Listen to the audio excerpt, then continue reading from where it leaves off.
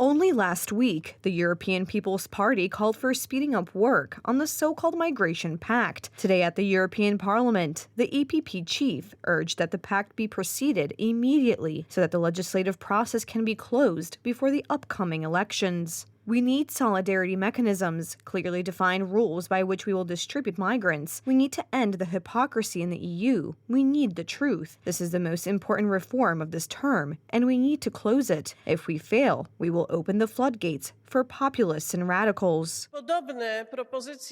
I heard similar proposals as Prime Minister of the Polish government in 2016. After the crisis caused by Germany's invitation of illegal migrants to Europe, we had to look for solutions that would defend Europeans. Human smugglers, human trafficking, non-governmental organizations from Germany that fund this practice. I want to make it very clear, Poland will never agree to accept illegal migrants. In practice, the lack of unanimity in Brussels means a massive influx of migrants into Europe. In the first half of this year alone, more than 130,000 illegal border crossings into the European Union were detected. This is the most since 2016. There is data from Germany on migrants. This data, even in the most optimistic version, says that 60% of them do not work, and in a less pessimistic version, 65% have not taken up work at all. The concept of Germany's open-door policy in 2015 was supported by the president of the European Council, Donald Tusk, who declared his willingness to accept thousands of migrants into Europe. The civic platform continues to advocate support for solidarity mechanisms. We remember that famous statement that Poland will have to pay because these are the rules in Europe. That's what Donald Tusk said. He tried to threaten and scare the Poles. The negative effects of illegal migration to the European Union are particularly felt by the residents of Lampedusa. The island, with a population of 9,000, receives thousands of migrants every week. Meanwhile, some factions are pushing for an expansion of the migration package.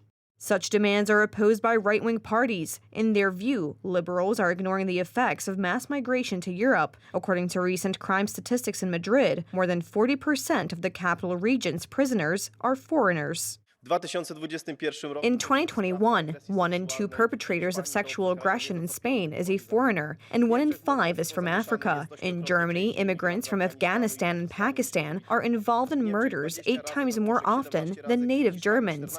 In Germany, 20 times. In Italy, 17 times. In Spain, 14 times. It is more common for an Algerian to be suspected of a crime than a native of those countries.